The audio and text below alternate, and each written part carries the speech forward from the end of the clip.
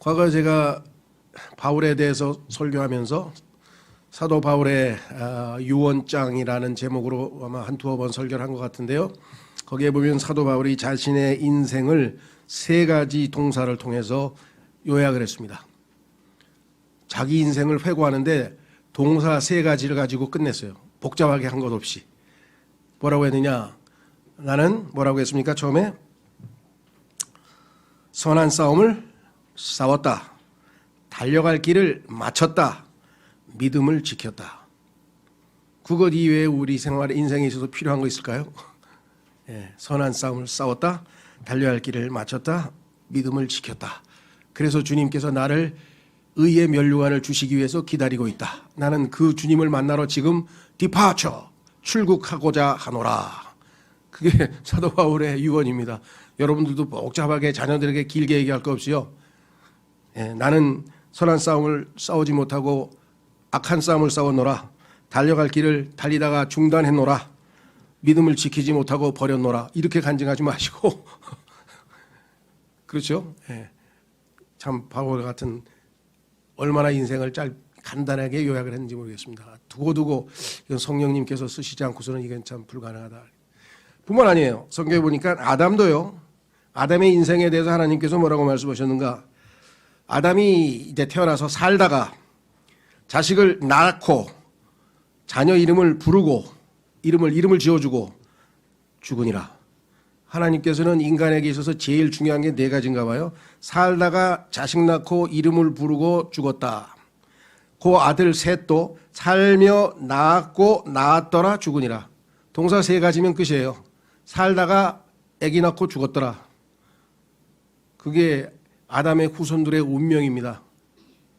그런데 거듭난 사도 바울은 달랐죠. 뭐라고 했습니까? 선한 싸움을 싸웠다. 달려갈 길을 마쳤다. 믿음을 지켰다. 이렇게 얘기했습니다. 자, 오늘 예수 그리스도의 인생은 성령께서 어떻게 요약을 하셨는지 한번 보시면서 나도 유언장을 어떻게 작성할 것인가 한번 생각해보는, 자신을 돌아보는 그런 시간을 가졌으면 좋겠습니다. 그래서 제가 이렇게 썼습니다. 예수님의 일생을 이 두 구절처럼 간략하게 요약해주고 있는 구절도 없는 것 같습니다. 베드로와 바울을 통해서 하나는 베드로의 설교, 하나는 바울의 유언, 하나님께서 계시하신 예수 그리스도를 기억하며 주의 만찬에 참여하는 복을 누립시다. 그랬습니다. 첫 번째, 오늘 보니까 하나님께서 육체 안에 나타나셨다 이렇게 써 있네요. 자, 이 위대한 증언, 온 우주 만물의 창조주여 전지전능하시며 그죠? 무소부재하시며 위대하시고 거룩하시고 뭘 붙일 수가 없을 정도로 거룩하시다는 얘기는 뭐냐면 이 세상의 그 어떠한 것과도 다르시다 이번에 구별되신다 이 말이에요. 그래서 거룩하시고가 한도 없이 나오는 거예요. 왜? 모든 면에서 다르시니까 하나님이 우리하고는 다르죠. 그 위대한 분이 이 땅에 인간의 몸을 입고 나타나셨다라고 하는 이 놀라운 신비, 논쟁의 여지가 없도다. 거기다 토를 달 필요가 뭐가 있냐. 이보다 더 엄청난 신비가 어디 있겠느냐 이 말이죠. 그렇죠? 그런데 하나님이란 단어를 싹 빼가지고 마귀의 무모함, 성경에 보니까 마귀는 두려움 없이 지어졌느니라. 마귀의 특징은요, 두려움이 없어요. 하나님을 두려워하지 않아요. 이 모기처럼 지금 왔잖아요. 두려워하지 않아. 죽을지도 모르고. 얼마나 무모한지 하나님이란 단어를 제해버렸어요. 그리고 살짝, 그것도 쉽게 해요. 이렇게 헬라어에 보면은 세타라고 해서 요거 동그라미에다가 길게 쌀알처럼 생긴 거에다 줄을 딱 걸었는데 그거를 살살 긁어가지고 요 대시를 싹 없애면은 요게 하나님이 아니라 테오스의 하나님의 철자가 아니라 그로 바뀌는 거예요. 대명사로. 그러면 그가 누구냐 그러니까 예수님이래요. 그러면 예수님께서 육체 안에 나타나시는 게 위대한 신비입니까? 논쟁의 여지가 없는 신비입니까? 이 세상에 김영균도 육체로 나타났고, 그렇죠? 우리 김은진도 육체로 나타났는데, 인간치고 육체로 안 나타난 인간이 누가 있어? 그럼 예수님이란 분이 육체로 나타났다는데 그게 무슨 신비예요? 신비는 뭐가 신비입니까? 예수님이라는 인간이 육체로 나타난 게 아니라 우주 만물의 창조주이시고 전지전능한 무소부재한 참으로 위대하시고 거룩하신 하나님께서 육체로 나타나는 것은 이건 어마어마한 일이죠. 그런데 이거를 하나님이란 단어를 빼면 읽다가 뭐 예수님이 육체 안에 그가 육체 안에 나타나신 게 뭐가 신비야? 그건 신비도 아니죠. 너무나 자연스러운 일이죠. 인간이 육체를 입고 나타난 게 뭐가 신비입니까? 이 단어를 무모하게 삭제시켜서 사람들로 하여금 예수 그리스도가 누구이신지 알지 못하게 막은 그 사탄의 악한 그 괴계가 여기 숨겨져 있다는 것입니다. 유일하게 킹제임스 성경에만 보존되어 있어요. 자, 그래서 여기 하나님께서 육체 안에 나타나셨다라고 했는데 첫 번째 성경 구절은 히브리서 2장 14절에 보면 나옵니다. 인간의 몸을 입고 오셨다. 뭐라고 되어 있는가? 그런즉 자녀들은 살과 피에 참여한 자들이므로, 이게 육체죠. 육체는 살과 피, 그 다음에 뼈로 되어 있죠. 이제 여기 뼈는 빼졌습니다. 살과 피를 참여한 자들이므로 그분도, 예수님도 마찬가지로 같은 것의 일부를 취하셨으니 이것은 그분께서 죽음을 통해 죽음의 권능을 가진 자 곧 마귀를 멸하시고, 목적은 마귀를 멸하시려면 죽으셔야 되는데 그 죽음을 통해서 마귀를 멸하셔야 되는데 죽으실 수 있는 방법은 인간이 되셔서 이 땅에 오시는 것이다. 그렇죠? 자, 그래서 여기 분명히 살과 피를 지니신 분으로 오셨다. 그 다음에 히브리서 10장 5절에서 7절 보시면, 히브리서 10장 5절에서 7절 위에 나와 있죠. 그러므로 그분께서 세상에 들어오실 때 이르시되, 자, 그분은 예수 그리스도시죠. 그런데 그분이 셋째 하늘에 계실 때는 아들 하나님으로 계셨어요. 신성을 지닌 아들 하나님으로 계셨는데 셋째 하늘에서 이 지상으로 내려오셨어요. 여기 나와 있죠. 세상에 들어오셨어요. 이르시되, 뭐라고 이야기를 하고 이 땅으로 들어오셨는가, 세상으로 들어오셨는가? 희생물과 헌물은 주께서 원치 아니하시고, 하나님 아버지께서 희생물과 헌물을 원하는 게 아니라 그 헌물들은 이제 구약 시대에서 다 끝났어요. 예, 그건 짐승의 피로는 죄들을 제거할 수 없어요. 그래서 사람의 피를 원하셔. 사람의 헌물을 원하셨는데, 그 피를, 거룩한 피를 원하셨는데, 그것은 하나님이 인간이 되셔서 오신 예수 그리스도, 즉 아들의 생명이 필요했다. 그래서 여기 나와 있죠. 뭐라고 되어 있습니까? 예, 오직 나를 위하여 한 몸을 예비하셨느니라. 몸을 예비해 놓으셨어요. 어디에? 마리아의 뱃속에. 마리아의 뱃속에 하나님의 아들 하나님께서 사용하실 몸을 예비해 놓으셨습니다. 그래서 마리아에게 내 안에서 태어날 그 거룩한 것은 하나님의 아들이라 불리우리라. 거룩한 것이라니 예수님이 물건인가? 예수님을 지칭하는 게 아니고 예수님이 사용할 몸을 지칭했기 때문에 킹제임스 성경에만 정확하게 거룩한 것, 누가복음 1장에 holy thing이라고 되어 있고, 다른 성경들은 예수님이 왜 물건이야? 예수님은 인간이신데 해서 거룩한 이, 거룩한 분, 이렇게 다 성경을 고쳤는데요. 그건 성경을 모르는 사람들이죠. 하나님께서 마리아의 뱃속에 예비해 놓은 것은 거룩한 몸이라고 써요. 몸. 그렇기 때문에 thing이라고 성경에 나와 있죠. 누가복음에. 자, 그래서 뭐라고 되어 있는가? 거룩한, 예비하여 한 몸을 예비하셨나이다. 이 몸을 예수님은 이제 와서 사용하시는 거예요. 이제 33년 반 동안 사용하시다가 부활하시죠. 죄로 인한 번제 우물과 희생물들은 주께서 기뻐하지 아니하시나이다. 그때 내가 말하기를, 예수님이 지상에 내려오면서 이제 아버지가 예비하신 저 마리아의 뱃속으로 들어가셔서, 그렇죠, 예수님께서 이제 영과 몸과 혼을 입은 한 인간으로 이 땅에 태어나야 되잖아요. 하나님은 이미 몸은 예비해 놓으셨죠. 뭐라고 얘기했는가? 오 하나님이여 보시옵소서, 두루마리 책에 나에 대해 기록된 바와 같이. 두루마리 책은 구약 성경을 둘둘둘 말아서 보관했기 때문에 내가 주의 뜻을 행하러 오나이다 하였나이다. 주의 뜻은 무엇입니까? 십자가에서 대속의 죽음을 죽고 죄인들을 구속해서 하나님 아버지께 바치는 일, 이것이 예수 그리스도께서 하시기 위해서 이 땅에 오신 일이죠. 자, 그래서 그분은 이 땅에 인간으로 몸을 입고 오셨다라고 성경에 써 있죠. 그 다음 구절, 로마서 8장 3절에도 같은 이야기입니다. 율법이 육신으로 말미암아 연약하여 능히 하지 못하는 것을 하나님께서는 하셨나니, 곧 자신의 아들을 죄 많은 육신의 모양으로 보내시고 또 죄로 인하여 육신 안에서 죄를 정죄하셨느니라. 자, 여기에 하나님의 위대한 신비가 또 숨겨져 있습니다. 많은 사람들이 오해를 합니다. 많은 사람들이 오해를 해요. 특히 이 존 맥카스라고 하는 아주 그래도 개신교에서는 많이 유명한 목사인데 이분이 크게 실수한 것은 뭐냐면 예수 그리스도의 피를 하나님의 피라고 믿는 것은 이단이다 이렇게 선포를 했어요. 근데 예수 그리스도의 피가 하나님의 피가 아니고 인간의 아담의 썩을 피라고 생각하면 그게 이단이에요. 무슨 말인지 아시겠죠? 성경에 예수님의 피는 하나님의 피라고 사도행전에 분명하게 나와 있어요. 하나님께서 자기 피로 구속하셨다고 분명히 되어 있습니다. 왜 그러냐? 이 구절을 몰라서 그래요. 자, 예수님께서 이 땅에 오셨을 때에는 우리와 같은 육체를 입었지만 우리는 이미 죄를 지어서 우리 몸 안에 죄가 거한다고 성경에 써 있습니다. 그러나 예수 그리스도께서는 죄가 몸에 거하는 그런 육체를 입고 오신 것이 아니에요. 그래서 킹제임스 성경에 정확하게 육체의 모양으로 오셨다 여기 써 있죠. 로마서 8장 3절에 율법이 육신으로 말미암아 연약하여 능히 하지 못하는 것을 하나님께서는 하셨나니 곧 자신의 아들을 죄 많은 육신의 모양으로. 육신은 육신인데 죄 있는 육신 아니고 아담이 죄 없는 육체를 지니고 있었듯이 아담처럼. 그래서 예수님의 또 다른 그 이름은 마지막 아담.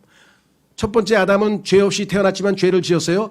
두 번째 아담은 죄 없이 이 상에 와서 계속해서 죄 없이 죄와 상관없이 완전 무결하게 죄 없이 사시다가 의롭다 인정받으시고 하늘나라로 가셨습니다. 승천하셨습니다. 그렇죠? 얼마나 정확합니까? 육신의 모양으로 오셨어요. 우리와 똑같은 죄 있는 육신이 아니에요. 그래서 예수님의 안에 있는 피는 성경에서 인간의 피가 아니에요. 뭐라고 되어 있어요? 하나님의 피라고 성경에 나와 있고 그 하나님의 피만이 우리의 죄들을 씻을 수 있습니다. 짐승의 피로는 죄를 씻을 수 없다고 히브리서 10장에 분명하게 나와 있죠. 그런데도 불구하고 우리처럼 예수님의 피가 하나님의 피라고 성경에 있는 그대로 이야기했더니 이단이라고 그렇게. 그러니까 예수님도 왜 이단이라고 불리셨고 바울도 왜 이단이라고 불리셨는지 이해가 되시죠? 누군가가 우리를 이단이라고 부른다면 어떤 이유에서 이단인가가 중요한 겁니다. 진짜 이단도 있으니까 또 우리 주변에는. 자, 그래서 우리는 엄청난 진리가 여기에 숨겨져 있는 것이에요. 하나님의 육체를 입고 오신 예수님은 육체의 모양만 입고 오셔서 죄를 짓지도 아니하시고 죄와 상관없이 죄와 완전히 무관하게 이 땅에서 33년 반을 사셨습니다. 자, 그랬더니 어떻게 됐어요? 하나님께서 성령 하나님께서 예수 그리스도의 33년 반의 인생을 다 요약해서 You are justified. 아들 하나님이시여 당신은 의롭다고 인정되십니다. 단 하나도 613가지의 율법을 33년 반 동안 단 하나도 어기지 아니하고 완전하게 지키셨습니다. 그래서 죄인들을 대신해서 죽을 헌물로 바쳐질 속죄 헌물로 드려질 자격이 있으십니다. 죄인은 자기 죄값으로 죽지만 당신은 죄가 없으니 다른 죄인들의 죄값을 치르실 자격을 갖추신 유일하신 분이십니다. 이제 십자가로 가셔도 괜찮습니다. 자격 있는 분은 단 한 분 당신뿐입니다. 이게 성령님께서 의롭다고 인정한 거예요. 그랬더니 사람들은 이 의롭다는 표현을 의롭게 되시고 이렇게 표현하면은 좀 의아하게 되죠. 예수님이 죄인이셨나? 왜 의롭게 되었다 그래? 요 justified란 말을 우리가 번역을 애매모호하게 해서 그래. 예수님은 의로우신 분이신데 실제로 의로운지가 입증됐어요. 33년 삶을 통해서. 성령님께서 보시니까 진짜 의로우셔. 그래서 뭐예요? 인정. 이 말로 하면 인정. 그게 justified예요. 우리는 보니까 뭐예요? 인정 아니야. 왜? 너무 죄를 많이 졌어. 그래서 뭐예요? 하나님의 영광에 이르지도 못하고 영원한 고통의 장소 불못에 던져져야 되는데 예수님께서 죄 하나도 없으신 분이 우리 죄값으로 대신 죽으시고 그 예수 그리스도의 의로운 일생을 우리의 일생으로 넘겨주시고 우리의 추악한 더러운 일생을 자신의 일생으로 삼으셔서 자신은 십자가에 못 박고 죽으시고 우리는 하나님 앞에 의롭다 하고 인정받도록 justified. 그래서 우리가 믿음으로 의롭다 인정받게 되었다고 성경에 써 있는 것이겠죠. 자, 그래서 우리는 밑으로 내려가서 사도행전 10장 38절에 보면 예수님의 의로우신 인생이 나와 있어요. 어떤 삶을 사셨길래 죄를 하나도 짓지 않은 것에서 그치지 않고 훨씬 더 하나님 보시기에 더 여러 가지 형태의 의로운 삶을 사셨는데 그것이 사도행전 10장 38절에 요약이 되어 있습니다. 하나님께서 나사렛 예수님께 성령님과 권능으로 기름을 부으심에 그분께서 두루 다니시며 선을 행하시고, 예수님은 사방팔방으로 많이 돌아다니셨어요. 바쁘게.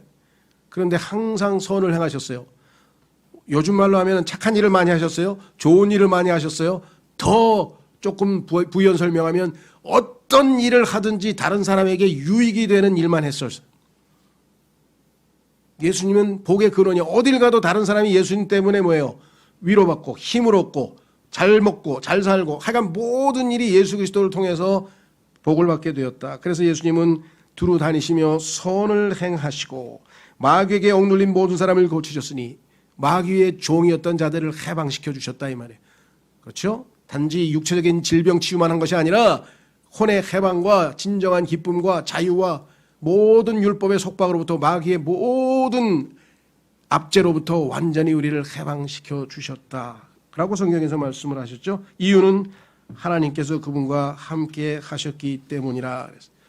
그 다음 구절에 보시면 누가복음 4장 18절 19절에도 예수님께서 이 땅에 오셔서 하셔야 할 일을 하나님께서 미리 정해놓으셨는데 그것을 한치의 오차도 없이 완전히 다 수행하셨다고 요한복음 17장에서 마지막 보고를 하나님께 드리죠. I have finished. 아버지께서 나에게 하라고 하신 일을 다 끝마쳤습니다. 그러니 이제 아버지의 영광으로 나를 영화롭게 해주십시오. 나도 아버지를 영화롭게 해드리기를 원합니다. 그게 예수님의 기도셨는데 그 내용이 여기 들어 있습니다. 누가복음 4장 18절 19절에 주의 영께서 내게 임하셨으니 이는 그분께서 내게 기름을 부으사 가난한 자들에게 선포하셨기 때문이라. 가난한 자들에게 복음을 선포했다. 육신적으로 가난한 사람, 영적으로 가난한 사람 가릴 것 없이 그분께서 나를 보내신 것은 마음이 상한 자들을 고치며, 얼마나 많은 마음이 상한 자들이 고침을 받아서 기쁨과 자유와 행복을 누렸으며, 포로된 자들에게 구출을, 마귀의 포로된 자, 죄의 포로된 자, 욕망의 포로된 자, 권력의 포로된 자, 쾌락의 포로된 자, 모든 자기가 원하는 바를 하지 못하고 노예처럼 포로로서 그렇게 끌려다니던 모든 자들을 구출해 주셨다. 갈라디아서 1장 4절에서 세상으로부터 우리를, 이 악한 현 세상에서 우리를 구출해 주셨다고 성경에 써 있죠. 눈먼 자들에게 다시 보게 함을 선포하고 상처 입은 자들을 자유롭게 하며 주의 받아주시는 해를 선포하게 하려 하심이라. 주님께서 받아주신대요. 보라, 지금은 구원의 날이라 그랬다. 그렇죠? 주께서 우리를 받아주시는 때라. 확인해 보겠습니다. 고린도후서 6장 한번 성경 찾겠습니다. 고린도후서 6장에 가면은 지금이 받아주시는 때가 됐어요. 왜? 예수님이 받아주시는 해를 선포했기 때문에. 지금은 나가면은 믿습니다 하고 나아가기만 하면 다 받아줘요. 하나님의 아들로 다 받아줘요. 다 억셉트, 다 받아줘요. 예수 그리스도를 믿음으로 나아가면 다 받아주는 것. 고린도후서 6장. 고린도서 6장 1절에 이렇게 써 있습니다. 그런즉 우리가 그분과 함께 일하는 일꾼으로서 너희에게 간청하노니 너희는 하나님의 은혜를 헛되이 받지 말라. 그분께서 이르시되 받아주는 때에 내가 네 말을 들었고 구원의 날에 내가 너를 구조하였노라 하시나니 보라, 지금이 now is the time of accepted time. 지금이에요. 뒤로 미룰 수 없어요. 나중에 구원받을 계획 짤 필요가 없어요. 짤 수도 없어요.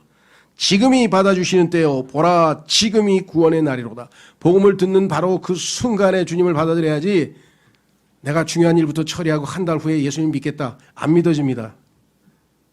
자기 의지로 그렇게 쉽게 되는 일이 아니죠. 예. 자, 그래서 조금이라도 마음에 찔림이 있는 그 순간에 예수 그리스도를 받아들여야만 합니다.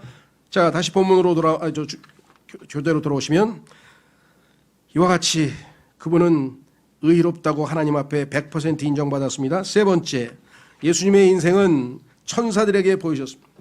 온 우주 만물에 천군 천사로 가득 차 있습니다. 그것이 그룹이 됐든 스라입이 됐든 어떤 종류의, 다양한 종류의 영적 존재들이든 간에 하나님께서 지어놓으신 온통 수없이 많은 영적 존재들, 그중에서 천사들이라고 하는 자들은 우리들, 주의 구원받은 상속자들을 섬기게 하기 위해서, 섬기는 영이라고 히브리서의 정의가 내려져 있습니다. 우리를 섬기기 위해서 하나님이 만들어 놓은 영적인 존재들인데 그 천사들이 증인으로 예수 그리스도의 삶을 지켜봤어요. 예수 그리스도께서 태어날 때 천사들에 의해서 수태고지가 일어났죠. 예수님이 태어나실 것을 말씀을 했습니다. 그뿐이 아닙니다. 예수님이라는 이름도 천사가 알려줬어요. 예수라 하라 하고 천사가 알려줬죠. 그렇죠. 예, 그뿐이 아닙니다.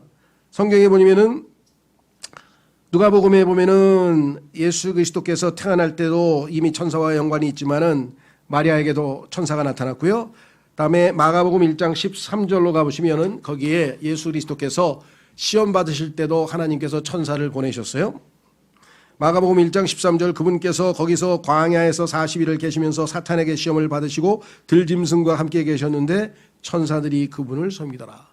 천사는 섬기는 영이라고 히브리서에 나와 있다 그랬죠. 그뿐이 아닙니다. 누가복음 22장 43절에 하늘로부터 한 천사가 그분께 나타나 그분을 강건하게 하더라. 강건하게 했다는 얘기는 예수님이 지금 기진맥진했다는 소리인데 왜 그랬을까요? 겟세마네에서 지금 기도를 하시는데 땀방울이 핏방울처럼 쏟아지면서 지금 하나님 앞에 죄인으로 서야 될 입장에 서 있죠. 우리의 죄를 다 짊어지시고 하나님 앞에 추악한 죄인의 모습으로 서 계셨던 예수 그리스도. 그분은 그 순간 너무나 고통스러워서 내 마음이 죽게 되었다. 그래서 땀방울이 핏방울이 될 정도로 고통당하실 때 하나님께서 천사를 보내셔서 그를 강건하게 하셨더라 그랬습니다. 그뿐이 아닙니다. 골로새서 2장 15절 드디어 십자가에 섰습니다. 십자가에서 온통 수없이 많은 마귀들의 무리들이 지금 예수님을 지켜보고 있습니다. 드디어 우리가 승리한다. 승리대. 우리의 대적 예수가 드디어 죽는다. 우리는 승리한다. 하고 지금 마귀들이 쫙. 그게 바산의 황소라고 했던 뭐라고 이름을 붙였던 간에 약간 마귀들이 지금 쫙 도열해서 지금 사탄이 지금 적장히 지켜보고 있어요. 내가 예수를 패배시켰노라. 십자가에서 죽는 꼴을 보라. 그러나 그 순간 하나님의 지혜가 어떻게 나타나는지 보겠습니다. 골로새서 2장 15절 정사들과 권능들을 벗기사 정능들과 권사들이 영적 존재들을 다 예수님께서 탈취하셔가지고 십자가 안에서 그들을 이기시고 십자가에서 오히려 예수님이 죽으심으로 죽음의 권능을 가진 자를 멸하셨다라고 히브리서 2장에 써 있습니다. 공공연히 그들을 구경거리로 삼으셨느니라.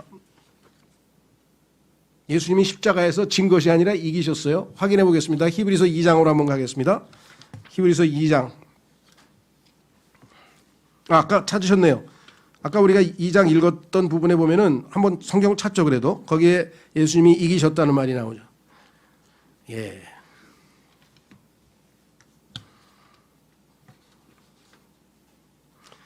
천사들이 지켜보는 가운데 예수님께서 승리하셨습니다. 히브리서 2장 14절.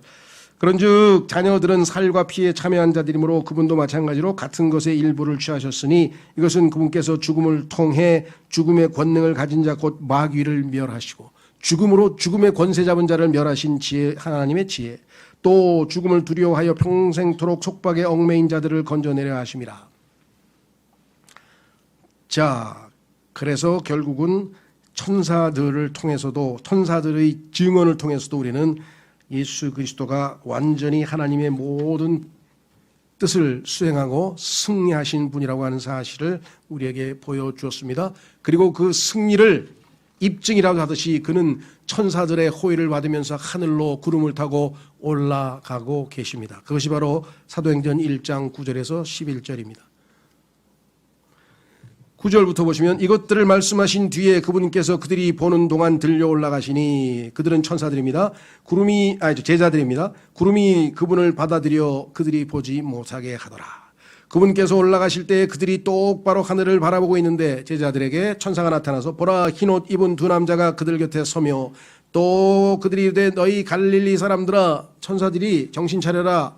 예수님은 다시 오실 테니까 걱정 말고 이 땅에서 열심히 살라 이 말이죠. 너희가 어찌하여 서서 하늘을 바라보느냐. 너희를 떠나 하늘로 들려 올라가신 이 동일한 예수님께서는 너희가 그분께서 하늘로 들어가심을 본 그대로 오시랴. 천사들도 그들의 임무를 다 마쳤습니다. 예수 그리스도의 승천을 목격하고 예수님의 승천 때에 예수님을 모시고 하늘로 올라갔습니다. 자, 그리고 우리는 네 번째로 예수님의 인생의 그 다음 단계는 뭐냐? 이방인들에게 선포되셨어요. 예수님은 비록 하늘로 올라가셨죠? 네. 그러나 예수님은 여전히 부활하신 예수님은 살아서 이 땅에서 함께 자신의 제자들과 함께 일하시면서 복음을 선포하십니다. 확인해 보겠습니다. 마가복음, 우선 성경을 찾으십시오. 이거는 저 화면에 뜨질 않으니까 마가복음 16장, 마가복음 16장.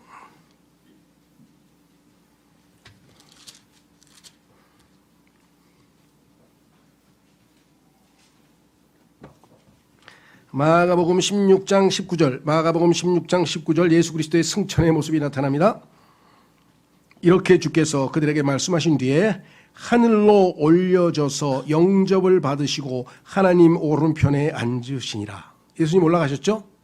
그런데 20절에 뭐라고 써 있습니까? 그들이 나가서 제자들 모든 곳에서 복음을 선포하며 주께서 그들과 함께 일하시며. 셋째 하늘로 올라가신 예수님이 어떻게 이 땅에서 함께 제자들과 일할 수 있을까요? 예, 그분은 성령님으로 이 땅에 다시 오셔서 제자들과 함께 일하고 계시죠. 따르는 표적들로 말씀을 확증해 주시니라. 성경이 분명히 말씀을 했습니다. 자, 그래서 우리는 이방인들에게 복음을 전하는 제자들과 함께 복음을 전하시는 예수 그리스도의 모습을 확인해 보았습니다. 다시 교재로 돌아오시면 거기에 보면 사도행전 8장에서 28장까지가 이방인들에게 선포되시는 복음 전파의 사도들의 사역들이 나와 있고요. 로마서 9장에서 11장까지는 이방인들에 대한 복음 선도 얘기가 10장에 나옵니다. 10장에 보면은 이방인들에게 왜 복음이 선포됐는가? 그들이 하나님의 복을 받고 유대인들의 시기를 불러일으켜서 유대인들이 다시 하나님으로 돌아오도록, 하나님 품으로 돌아오도록 하는데 하나님이 지혜를 발휘하셨다라고 성경에 기록되어져 있죠. 자, 그래서 이방인들에게 어떤 방식으로 복음이 선포되었는가? 그 내용에 로마서 15장으로 가시면 하나님께서 이건 뭐야?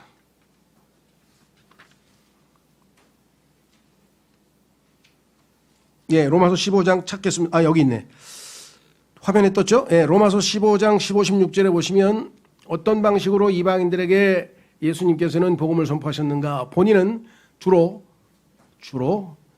이스라엘 민족, 그렇죠? 유대 민족들에게 사도가 되셔서 예수님께서 복음을 선포하셨지만 왕국 복음이죠. 회개하라 하늘의 왕국이 가까이 왔느니라. 그러나 이번에는 하나님의 은혜의 복음으로 복음의 내용이 바뀌고 예수 그리스도께서 십자가에서 우리의 죄 때문에 죽으시고 성경대로 장사되시고 부활하셨다는 그 내용을 선포하는데 그 직임을 누구에게 맡기셨는가? 사도를 바울에게 맡기셨다. 그래서 바울이 전 세계 당시에 지중해이죠. 유럽 전체, 서아시아 전체, 중동 전체 지역에 복음을 전파하는 임무를 맡았다. 이렇게 써 있네요. 자, 보십시오. 로마서 15장 15, 16절에 그럼에도 불구하고 형제들아 하나님께서 내게 주신 은혜로 인하여 너희가 기억하도록 내가 어떤 부분에서 더욱 담대히 너희에게 썼나니 이것은 내가 이방인들을 향한 예수 그리스도의 사역자가 되어 하나님의 복음을 제공함으로써 이방인들을 바치는 일이 성령님을 통해 거룩히 구별되어 주께서 받으실 만하게 하려 함이라. 나에게 이방인들을 바치는 일을 하나님께서 맡기셨기 때문에 내가 그 일을 하고 있다라고 분명하게 말씀을 했죠. 그 다음 구절 로마서 10장으로 가면은 전혀 하나님을 알지 못하던 이방인들에게도 하나님께서 기회를 주셨다라고 성경에 써 있습니다. 로마서 10장 19, 20절에 그러나 내가 말하노니 이스라엘이 알지 못하였느냐? 먼저 모세는 이르기를 내가 백성이 아닌 자들을 시켜, 하나님의 백성은 이스라엘밖에 없었습니다. 당시에 이방인들이죠. 백성이 아닌 자들을 시켜 너희의 질투를 일으키며 어리석은 민족을 시켜 너희의 분노를 자아내게 하리라. 하나 이사야는 매우 담대하여 이르기를 나를 찾지 아니하던 자들이 나를 발견하였나니 내게 묻지 아니하던 자들에게 내가 나타나노라 하되 이방인들에게 선포되셨다는 사실을 명백하게 성경에서 우리에게 말씀을 하고 있습니다. 얼마나 감사합니까?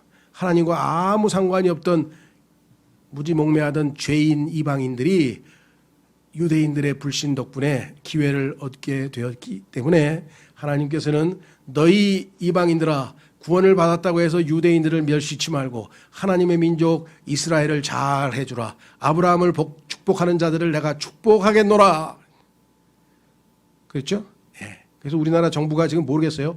아직 내가 뭐 외교 문제를 잘 모르지만 대이스라엘 정책을 지금 어떻게 하고 있는지 모르겠는데 우리나라가 하나님의 복을 받으려면 이스라엘을 자꾸 도와줘야 돼요.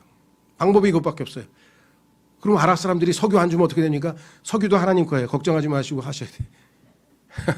과거에 우리나라에서 석유 문제 때문에 슬슬 눈치 보다가 아랍 편을 좀 들었어요.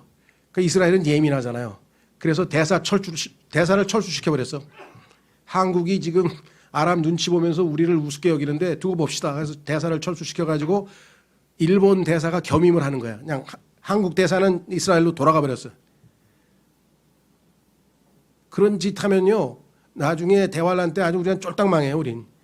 예, 이스라엘 잘 도와줘야 돼요. 나중에 그래야 우리가 주님 오셨을 때 그나마 천년왕국에서 백성으로 들어가는 양과 염소 중에서 양으로 분류되지, 잘못하면 양으로 분류될 가능성은 많아요. 왜냐하면 우리나라에서 듣기는 많이 들었는데 거듭나지 않고 왔다 갔다 하는 사람이 너무 많으니까 그 사람들이 주순 뭐가 있잖아요. 들은 뭐가 있으니까 그거 가지고 야 이스라엘 잘해줘야 돼, 큰일 난다. 아마 그럴 거예요. 그래서 여론 형성이 돼서 우리나라가 아마 양의 국가로 살아남기는 할 텐데 염소는 안 될 것이고, 그럼에도 불구하고 우리가 이 땅에서도 복을 받으려면은 하나님 말씀드려야 됩니까? 이스라엘을 괴롭혀서 망한 나라가 제일 유명한 나라가 어디입니까? 이스라엘 괴롭혀서 망한 나라의 역사가 유럽 역사에 다 있어요. 각국마다 다 흑역사가 있어요. 제일 대표적인 게 그 데카메론에 보면은 이스라엘 사람들이 뭘 독약을 타서 우물에 타서 패스트가 돌았네 어쩌네 해가지고 이스라엘 괴롭혔던 그런 유럽의 여러 국가들 명단이 쭉 나오고요. 제일 가깝게는 잘 아는 독일 600만 명을 죽였죠. 그 전에 영국이 이스라엘에게 도움을 요청해서 전쟁에서 승리하고 나서는 이스라엘을 내팽개쳐가지고 영국이 또 쫄딱해서 지금 이류 국가로 쫓겨났죠. 그 전에 이스라엘 백성들이 보존하던 6,000부의 마소라 사본 성경을 불태워버린 이 스페인의 교황인가요? 하여간 황제가, 스페인 황제가 6,000부의 그 마소라 필사본 성경을 다 불태워가지고 아무것도 아닌 영국의 해적들에게 무적 함대가 몰살을 당했습니다.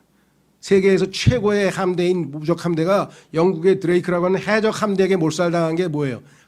하나님이 보복하신 거, 하나님 말씀대로 되는 거. 이스라엘을 괴롭히면 너는 내가 가만 안 두겠다 그랬잖아요. 그리고 영국은 그 유명한 킹 제임스가 뭐예요? 제이콥, 야곱 아니에요. 야곱이라고 하는 이스라엘의 이름을 지닌 왕이 일어나서 킹 제임스 성경을 번역하고 전 세계에 복음을 전하여서 세계에 해가 지지 않는 국가로 떵떵거리고 살게 된 게 다 이스라엘한테 잘한 덕분이에요. 국역사가 1000페이지, 2000페이지짜리 책이 있어요. 이스라엘을 잘해준 민족은 어떻게 복을 받았고 이스라엘을 괴롭힌 민족은 어떻게. 자, 어쨌거나 하여간 이런 얘기를 길게 여기서 할 수는 없는 거고. 자, 그래서 다섯 번째. 세상에서 믿기심. 세상에 있는 사람들이 예수님을 믿었다 이 말이에요. 자, 요한복음 1장을 한번 가보겠습니다. 요한복음 1장.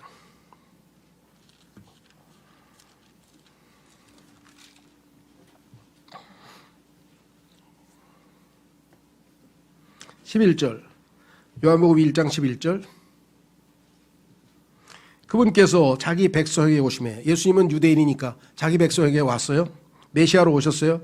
그분의 백성이 그분을 받아들이지 아니하였으나, 그런데 배척했어요. 이게 이 세상의 가장 큰 역설이죠. 그렇게 목임에게 메시아를 기다린다고 하니 메시아가 오니까 메시아를 알아보지를 못하니, 그렇게 영적으로 타락해가지고 막 딱딱하게 강팍하게 굳어져 있는 상황에서 어떻게 메시아를 알아보겠습니까? 빛이 왔는데 어둠 가운데 처해 있으니 빛 대신 예수님을 못 알아봤어요. 그래서 하나님께서 이들의 눈을 뜨게 하시기 위해서 어떻게 했는가?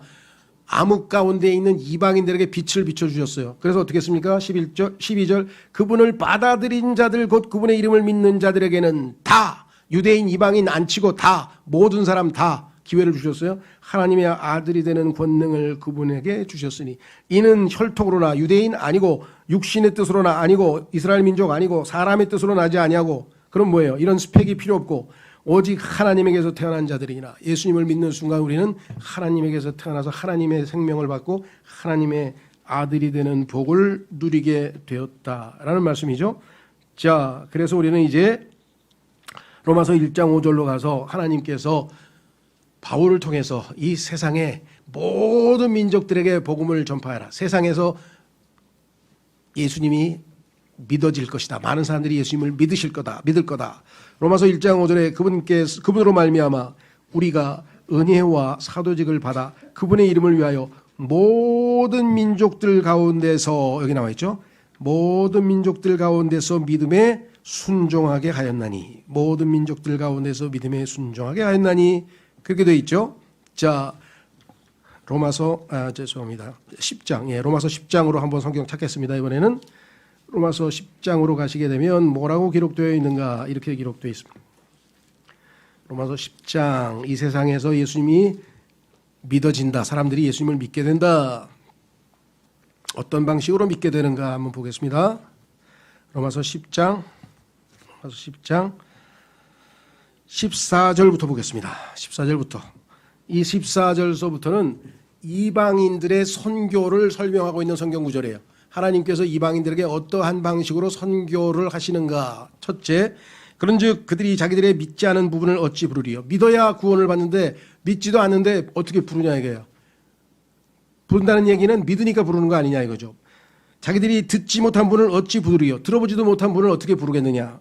선포자가 없이 어찌 들으리요. 누군가가 예수님을 선포했으니까 예수님에 대해서 들었지, 예수님에 대해서 선포하는 자가 없는데 어찌 듣겠느냐.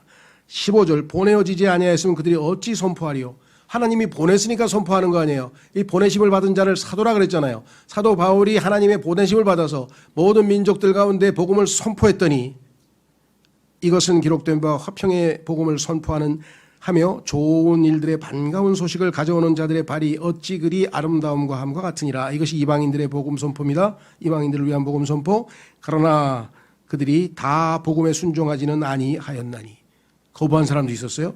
이사야가 이르기를 주여 우리가 전한 것을 누가 믿었나이까 하느니라. 얼마나 사람들이 강팍한지 안 믿습니다. 그런즉 이와 같이 믿음은 들음에 의해 오며 들음은 하나님의 말씀에 의해 오느니라. 정말로 잊어서는 안 되는 구절입니다. 그리스도인이라면. 믿음이 약해요. 믿음을 어떻게 하면 크게 할 수 있을까요? 하나님 말씀을 들으면 되죠. 여기 써 있잖아요. 이와 같이 믿음은 들음에 의해서 온다 그랬는데 원 딴 데 가서 뭐 철야 기도를 하고 막 뭘 하고 왜 그런 세미나를 가고 왜 그런 게 합니까? 하나님 말씀을 들으면 믿음이 생기는데 자동적으로. 왜? 하나님의 말씀은 믿음의 말씀이라고 로마서 10장에 써 있잖아요. 앞부분에. 하나님의 말씀의 특징은 뭐냐면 이 속에 믿음이 담겨 있어요. 하나님의 말씀을 받아들이면, 인정하면, believe, 믿으면 faith, 믿음이 선물로 우리에게 주어진다 이 말이에요. 그래서 여기 써 있네요. 이와 같이 믿음은 들음에 의해 오며 들음은 하나님의 말씀에 의해 오느니라. 그러나 내가 말하노니 그들이 듣지 못하였느냐. 참으로 들었은즉 그것들의 소리가 온 땅에 퍼졌고 그것들의 말들이 뭐라고 했습니까? 세상 끝까지 이르렀도다.